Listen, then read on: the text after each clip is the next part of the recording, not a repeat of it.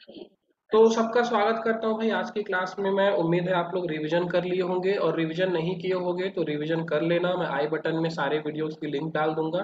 पूरा प्लेलिस्ट बना हुआ है, उसको देख के सारे चैप्टर्स का वीडियो जो है ऑलरेडी अपलोडेड है, और वो वीडियो देख के आप लोग रिवाइज कर सकते हो। जो भी नए स्टूडेंट आज ज्वाइन किए हैं वो लोग प्लीज पुराने वीडियोस देख के पूरी क्लास रिवाइज कर लेना, नहीं तो कोई मतलब नहीं होगा।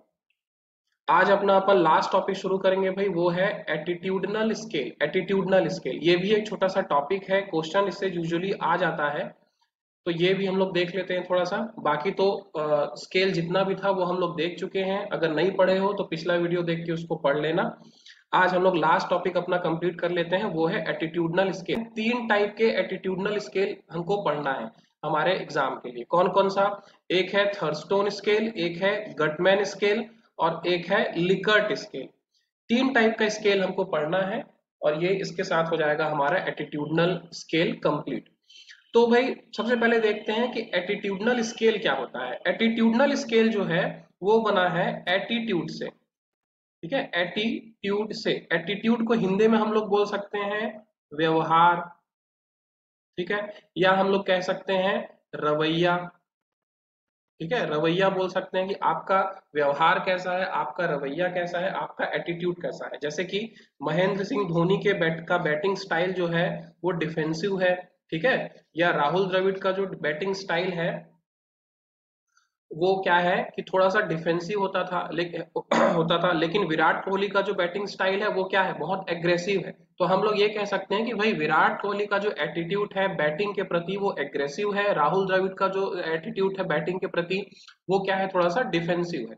हिंदी में एटीट्यूड को बोला जाता है मनोभाव। लेकिन प्रॉब्लम ये है कि यहाँ हम लोग एटीट्यूड को रिसर्च के रेफरेंस में पढ़ रहे हैं, रिसर्च के रेफरेंस में पढ़ रहे हैं। तो रिसर्च में क्या होता है ना, किसी किसी बात की मीनिंग थोड़ी सी बदल जाती है। एटीट्यूडनल स्केल क्या था?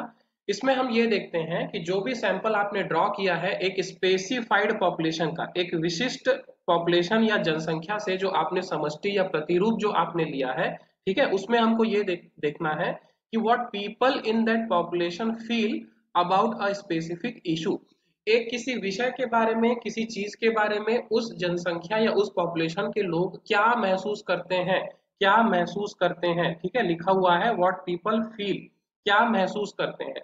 ये है क्या, यही हम क्या मेनली मेजर करते हैं किसमें, एटीट्यूडनल स्केल में। हम ये मेजर करते हैं एटीट्यूडनल स्केल में कि एक पॉपुलेशन जो है, ठीक है, एक समूह जो है, उसमें से जो हमने सैंपल लिया है, इस सैंपल के लोग, इस सैंपल के जो प्रतिवादी हैं, जो प्रतिभागी हैं, वो एक स्पेसिफिक टॉपिक के बारे में क्या फील करते हैं, क्या फील करते हैं, यही हमको चेक करना है किसमें, एटीट्यूडनल स्केल में। ठीक है, तो उसी को हम लोग एक एक करके देखेंगे कि किस किस तरीके का एटीट्यूडनल स्केल हमको यहाँ पढ़ना है, उसकी क्या खासियत है। तो सबसे पहले देखते हैं भाई हम लोग अपना, सबसे पहले देखते हैं थर्स्टन स्केल।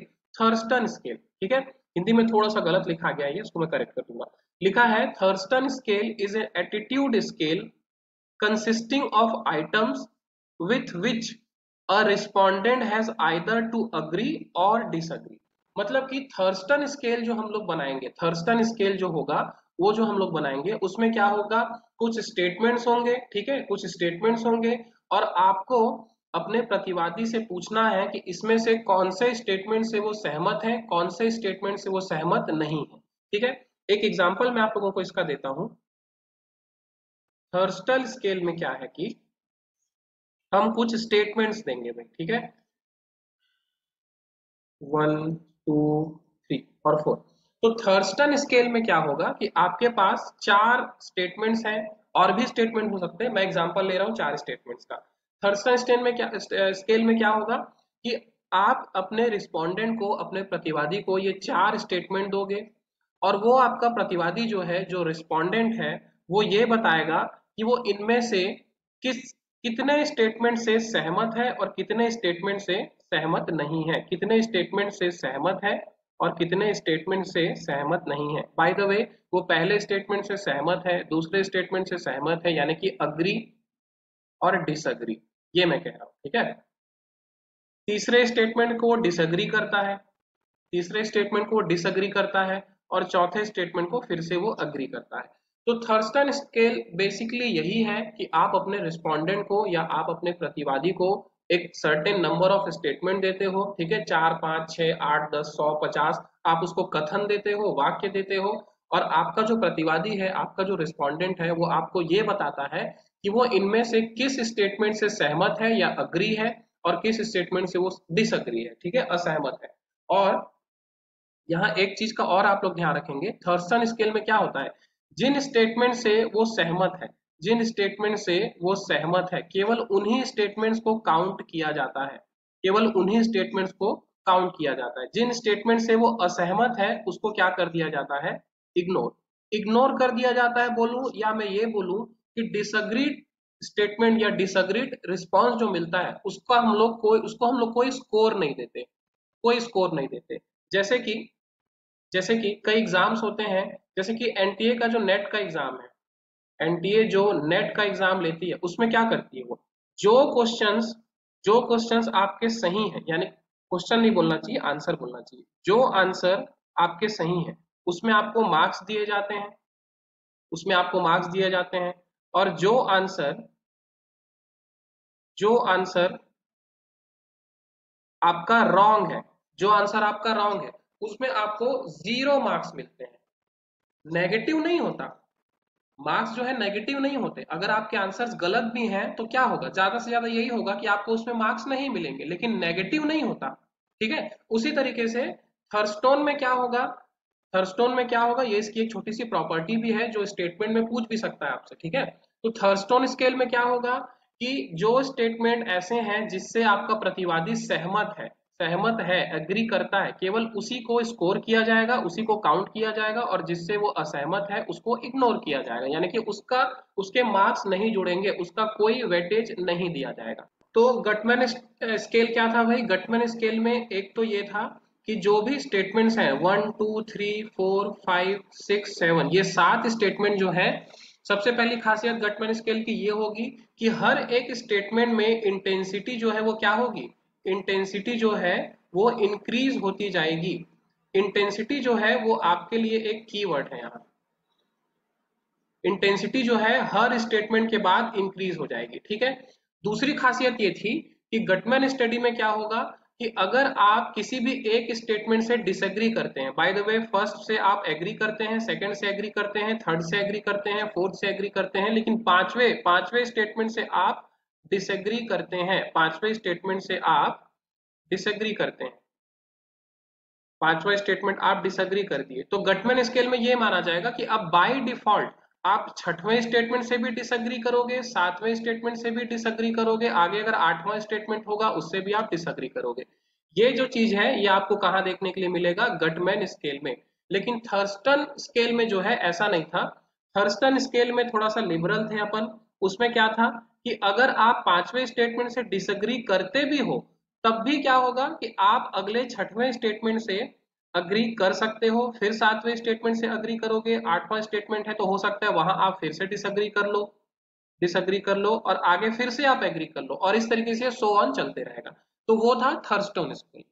तो दो बातें यहां आपको याद रखनी है, इंक्रीजिंग इंटेंसिटी ऑफ एटीट्यूड, और क्या कि अगर आप बाय द वे स्टेटमेंट 5 से आप डिसएग्री करते हो तो आप अगले छठवें और सातवें और उसके आगे के स्टेटमेंट से भी बाय डिफॉल्ट डिसएग्री करोगे, किसमें, गटमैन स्केल में, ठीक है। ये हुई बात दो की। तीसरा और आखिरी जो हमारा एटीट्यूडनल स्केल है वो है लिकर्ट स्केल। और एग्जाम पॉइंट ऑफ व्यू से लिकर्ट स्केल जो है वो थोड़ा सा ज्यादा इंपॉर्टेंट है क्योंकि इससे क्वेश्चंस कई बार आ चुके हैं, ठीक है। तो एक तो इसका हम लोग थोड़ा सा डेटा पढ़ लेते हैं कि भाई जो लिकर्ट स्केल है, लिकर्ट स्केल जो है वो कब दिया गया था, कब बना था, ये 1932 में, ठीक है। था क्या भाई लिकर्ट स्केल, लिकर्ट स्केल जो है वो भी कुछ इसी तरीके का है। इसमें भी आपको स्टेटमेंट्स दिए जाएंगे, स्टेटमेंट 1, स्टेटमेंट 2, स्टेटमेंट 3, स्टेटमेंट 4 और स्टेटमेंट 5। मान लेते हैं कि आपको ये 5 स्टेटमेंट्स दिए गए हैं,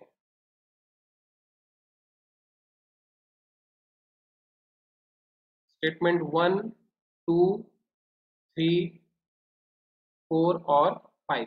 ये 5 स्टेटमेंट्स आपको दिए गए हैं, लिकर्ट स्केल की बात मैं कर रहा हूँ। लिकर्ट स्केल में क्या होगा, ये जो 5 स्टेटमेंट्स आपको दिए गए हैं, अब आपको इन 5 स्टेटमेंट्स को 5, 4 या 6 जैसा भी है अलग अलग रिस्पॉन्सेज में आपको टिक करना है। जैसे कि सबसे पहला जो स्टेटमेंट है उसको आप बोल रहे हो स्ट्रांगली एग्री, फिर आप बोल रहे हो एग्री, फिर आप बोल रहे हो अनडिफाइंड, ठीक है, फिर आप बोल रहे हो डिसएग्री, फिर आप बोल रहे हो स्ट्रांगली डिसएग्री।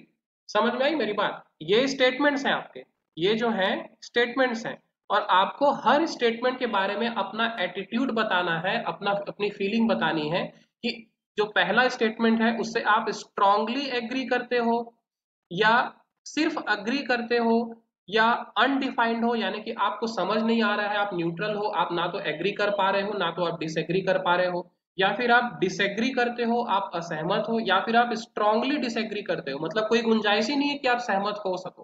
ठीक है, उसी तरीके से जो दूसरा स्टेटमेंट है उसके लिए भी सेम क्राइटेरिया होगा कि आप उससे स्ट्रांगली एग्री करते हो, सिर्फ एग्री करते हो, न्यूट्रल हो, कोई ओपिनियन नहीं बना पा रहे हो, डिसएग्री करते हो, या फिर स्ट्रांगली डिसएग्री करते हो। ये होता है लिकर्ट स्केल में।